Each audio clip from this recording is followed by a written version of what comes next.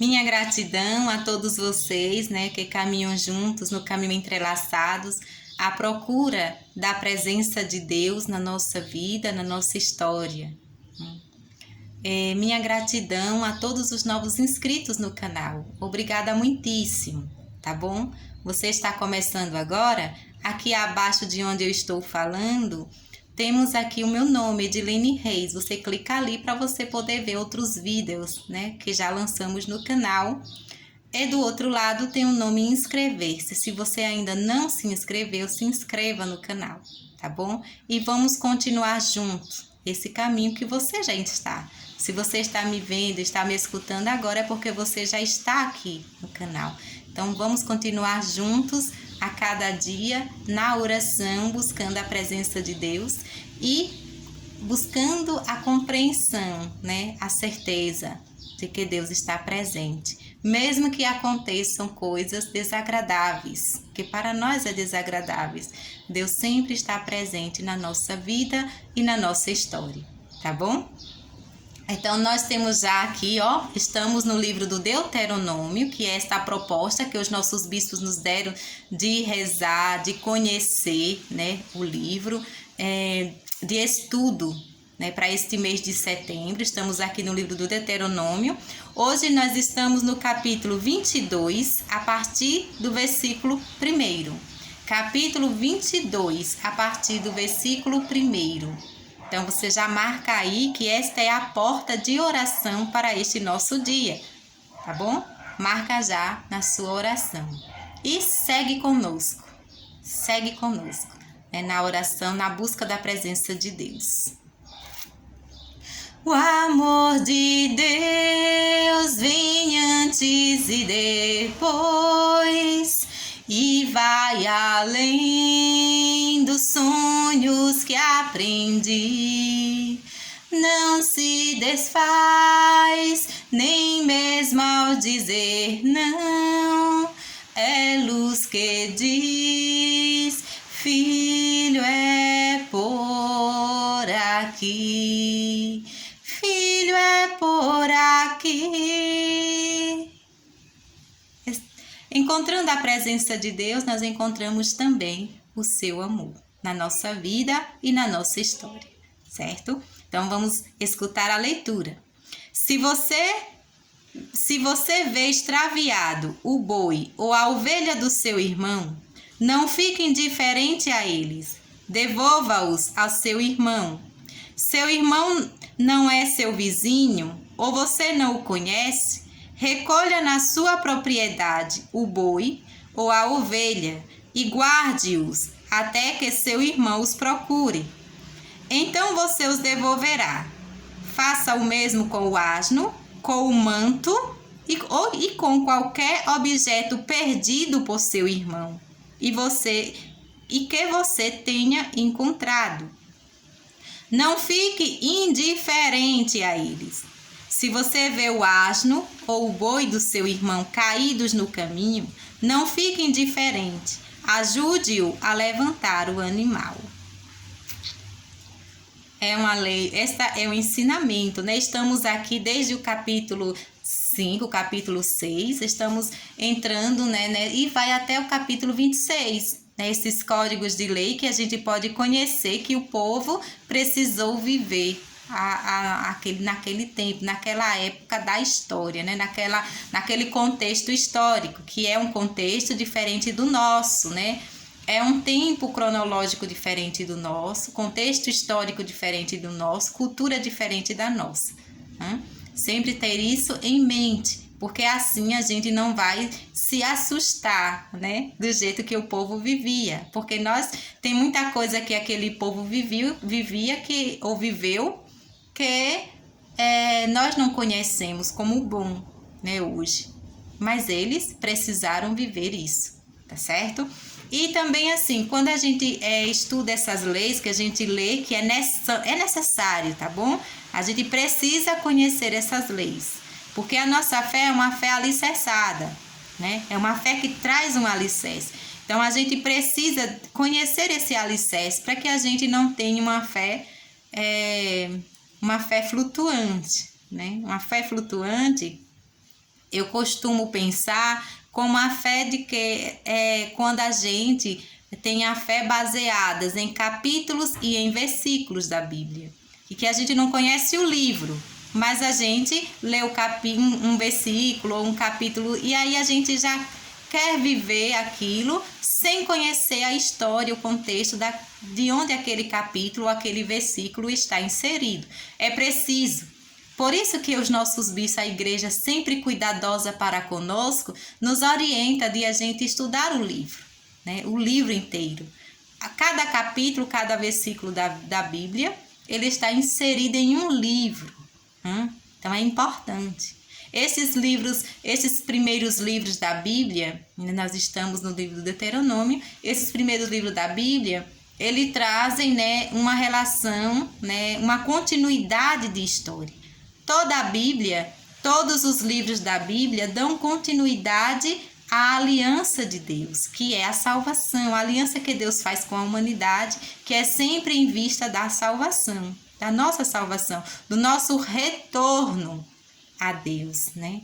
Desde Adão e Eva, quando eles rompem, né, esse amor de Deus, a promessa de Deus, rompem. Então, aí vem os textos bíblicos, as narrativas que trazem dentro da cultura de cada povo, de cada tempo, esta aliança que sempre vai sendo dirigida ao seu povo, né, à humanidade, ao povo de Deus, e vai nos levando em direção da salvação, tá certo?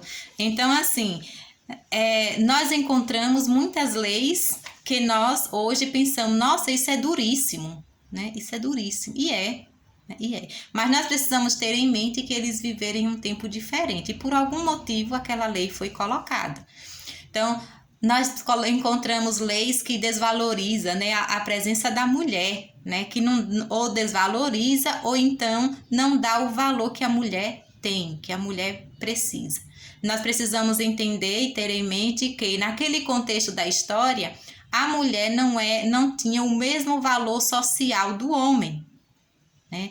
A mulher tinha um valor, só que esse valor não era igual ao valor do homem naquela cultura.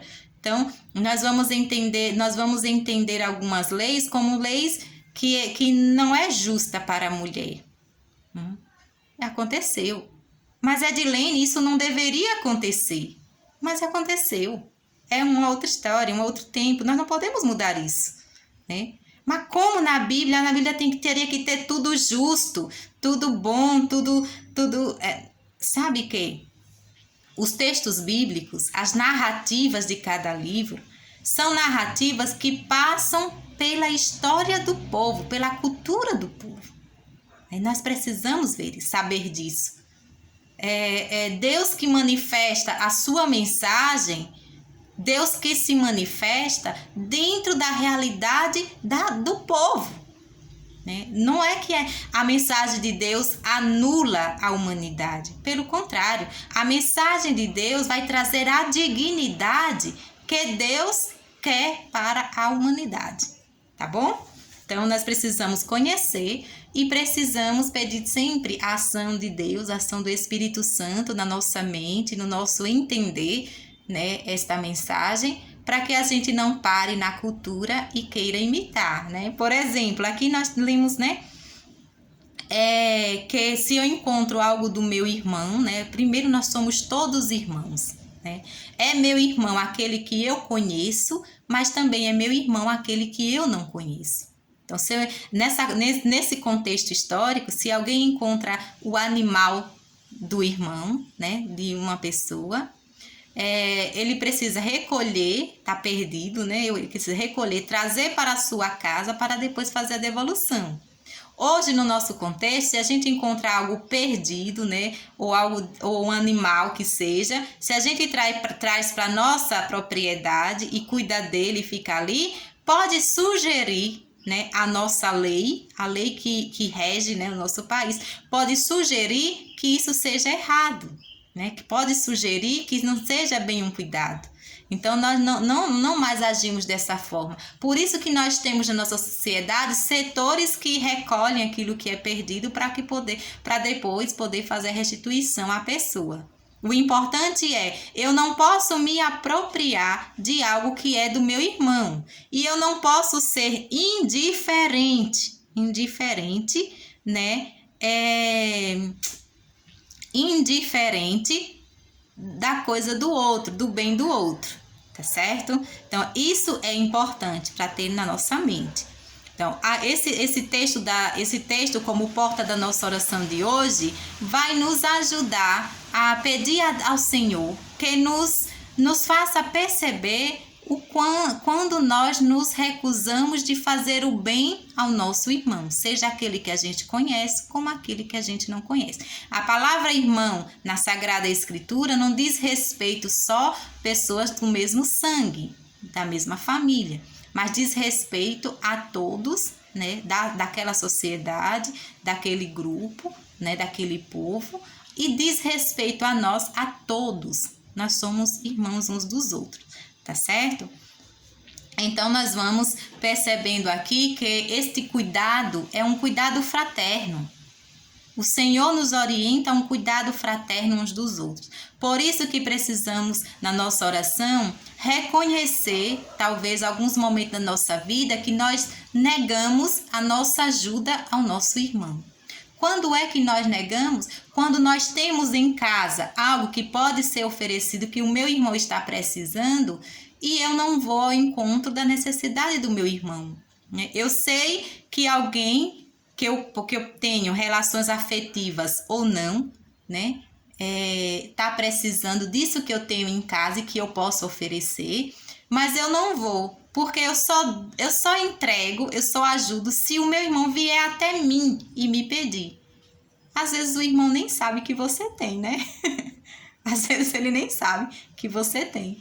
Mas aí é um convite a gente ir ao encontro da necessidade do outro, porque nós temos algo a oferecer, tá certo? Sempre temos algo a oferecer a outra pessoa que tem menos do que nós, tá? Então, vamos rezar e pedir ao Senhor que nos perdoe por todas as vezes que nós nos negamos de servir ao nosso irmão, de fazer o bem ao nosso irmão, tá certo?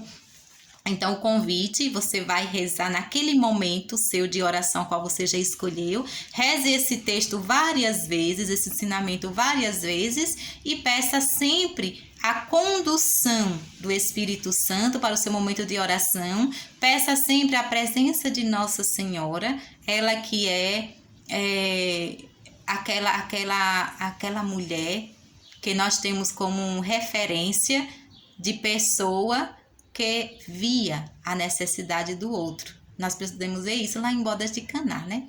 Então, ela viu a necessidade do outro. Então, vamos pedir a ela que também nos dê esse olhar, nos aguce os nossos sentidos para o nosso irmão, tá certo? Frase que fica forte na nossa oração. Não fique indiferente. Não seja uma pessoa indiferente à necessidade do seu irmão, tá? Sempre que você pode, você vai e você oferece a ajuda, tá certo? Não ser indiferente. Vamos quebrar a indiferença que existe em nós, ou que possa existir em nós, para irmos ao encontro do nosso irmão, sempre. Leia várias vezes. Deuteronômio 22, a partir do versículo 1. E aí a gente vai encontrar a nossa porta de oração, a que o Espírito Santo nos conduzirá. O seu momento de oração, você escolhe sempre aquele momento, aquele horário que você sabe não ser incomodado por ninguém. Apesar de que algumas eventualidades nos podem acontecer. Eu estou aqui falando com vocês, mas é um horário que geralmente ele é um horário que não tenho não tenho incômodos, né? No sentido, não tem ninguém que venha aqui atrapalhar. Então, mas hoje já é a 6ª vez que eu tento gravar, que eu converso com vocês. Então, pode acontecer alguns imprevistos, mas a gente segue em frente, tá bom? Então, a nossa porta é essa, né, de oração. Leia quantas vezes for necessária a você. Agora, eu gostaria também vamos fazer a leitura, claro, né? Assim, sempre várias vezes. Mas eu gostaria de responder 2 perguntas que vieram a mim, de vocês, né? De alguém de vocês. Uma pergunta é, Edilene, você falou em um vídeo anterior que o Deuteronômio é uma segunda lei. Como é isso? Então, como é isso, a segunda lei? Por que a palavra Deuteronômio nos sugere uma segunda lei?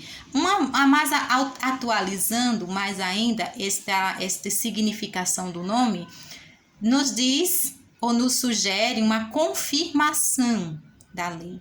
Que lei é essa? Aqui nesse contexto, a lei é o decálogo, que a gente chama decálogo, 10 mandamentos, né? A lei de Deus, a aliança. Então, é uma confirmação. Quer dizer que lá atrás já foi feita, já foi entregue essa lei, já foi dada essa lei, tá bom? Então, Deuteronômio é essa segunda lei ou confirmação da aliança, dos 10 mandamentos, que a gente conhece mais com o nome de 10 mandamentos ou decálogo. Para você entender, você precisa estar disposto a ler, tá certo? Então, leia. Você vai pegar ali os textos do Êxodo, né? O capítulo 20 do livro do Êxodo, e você vai ver quando este decálogo foi dado ao povo de forma oral, né? De forma ensinada. Ele era ensinada. Sempre a gente precisa entender, ter sempre em mente de que a referência bibliográfica deste povo não é a Bíblia, porque a Bíblia ela é para nós hoje, né? A experiência bibliográfica desse povo é o coração, a mente e a boca das pessoas. Então, é um ensinamento ensinado, não é um ensinamento que foi sempre escrito e arrumadinho como a Bíblia que a gente tem. Foi primeiro ensinado, de boca em boca, que a gente costuma dizer, né? De família em família, foi ensinado oral. Então, você vai encontrar o decálogo no capítulo 20 ali do Êxodo, este decálogo de forma oral, que Deus dá a Moisés ensina ao povo e o povo vai passando de família, né? Para aquele que está nascendo, enfim.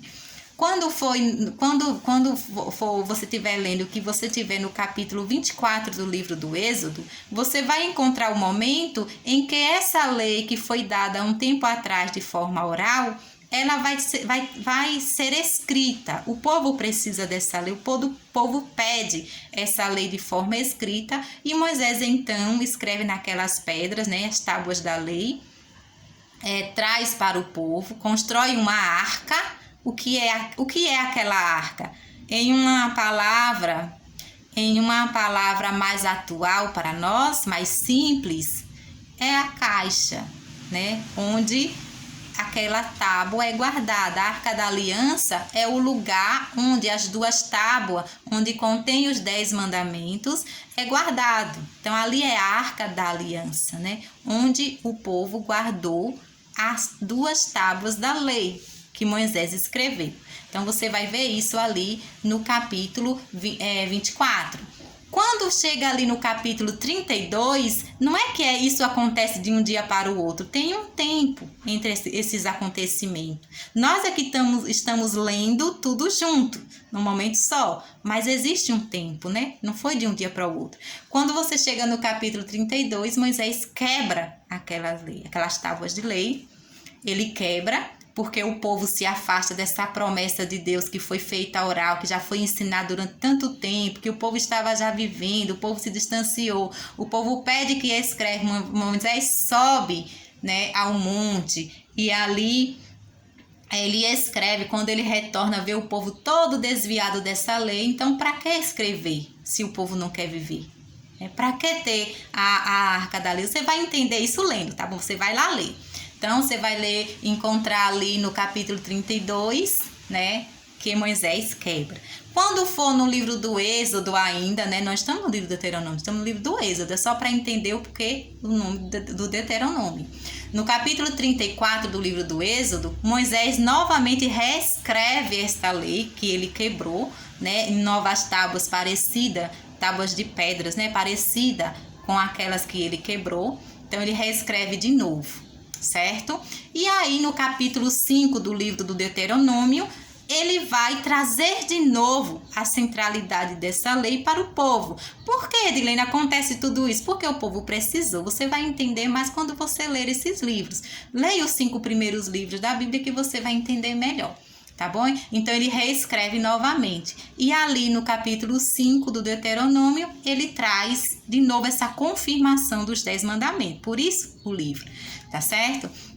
Só que é interessante a gente perceber que mesmo sendo algo dado por Deus, esse decálogo, a compreensão desse decálogo, ele vai seguindo e se atualizando ao longo da história. Não é que o povo precisa pegar ali e viver daquele jeito, assim, desde vírgula por vírgula, não é? Então, ele vai atualizando. Um exemplo disso é a lei do sábado. No capítulo 20 do Êxodo, nós vamos encontrar o sábado que deve ser vivido sem trabalho, tudo parado, se dedica para lembrar o 7º dia da criação. O sentido do sábado, naquele contexto lá, do capítulo 20, né, naquele tempo, é para viver o sentido da criação. Então, no 7º dia da criação do livro do Gênesis, né, Deus descansa no 7º dia, é o descanso de Deus. Então, o povo vive essa memória, né, para fazer lembrar, né, esse relato, né, da história. Então, esse acontecimento da história. Então, é o sentido. Só que quando você chega ali, né, no capítulo 20, já, né, desse Êxodo, você vê, do livro do Êxodo, você vê esse sentido que é para guardar o sábado na criação. Mas já no capítulo 5 do livro do Deuteronômio, você vai perceber essa lei que já houve uma variação. O povo é ensinado a guardar o sábado não mais pelo 7º dia da criação. O povo é ensinado a guardar o sábado no capítulo 20 no capítulo 5 do livro do Deuteronômio, para lembrar da sua saída do tempo de escravidão. Tem um sentido mais de libertação do tempo de escravidão que ele passou no Egito. Então, o povo vai atualizando na história a lei de Deus. E onde é que a gente hoje encontra essa atualização? No magistério da igreja. A igreja tem essa autoridade de atualizar a mensagem de Deus para o tempo de hoje. Por isso que, às vezes, se você é acostumado a ler a Bíblia e a querer seguir vírgula por vírgula, você vai sentir dificuldade da sua oração. Porque você não tem como atualizar a cultura deles aqui. Certo? Por isso que nós precisamos sempre recorrer à nossa igreja e escutar a nossa igreja quando ela faz a sua atualização. Hoje nós estamos nessa atualização, né, do cuidado da criação, quando os bispos nos pedem para olhar a nossa Amazônia, olhar o nosso bem natural, né, o meio ambiente como um meio interligado de todos para todos, né? Porque nós somos ligados à criação de Deus. Nós encontramos esse amor de Deus na criação. Nós precisamos da criação para viver e a criação, o meio ambiente, precisa de nós, do nosso cuidado também para existir. Então, se nós destruímos o nosso meio ambiente como se ele não fosse parte de nós, nós vamos nos destruindo aos poucos. Então, a igreja hoje nos convida a esse cuidado. Vamos escutar a voz dos nossos bispos, que a gente vai estar bem encaminhados na atualização da mensagem de Deus para o nosso contexto histórico, tá bom? Então, espero ter respondido as duas perguntas, tanto como com relação ao decálogo, Deuteronômio Segunda Aliança, como também em relação ao sábado.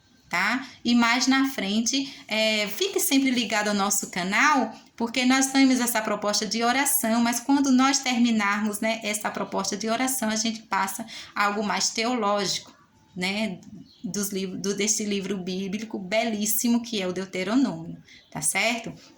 O convite, então, nós já estamos no capítulo 22, você que ainda não leu, vai ler até o capítulo 22, e nós vamos seguir a nossa oração até o capítulo 23. tá? Mais um capítulo. Então, para a gente ler e fazer o nosso tempo de oração, tá certo? Então, não desiste, continue firme, tá? Até o nosso próximo vídeo. Deus abençoe a sua oração e nós nos encontraremos no próximo vídeo. O amor de Deus renova os corações, fala de paz, reparte sempre o pão, fere o temor, enfrenta os desafios, me faz dizer tu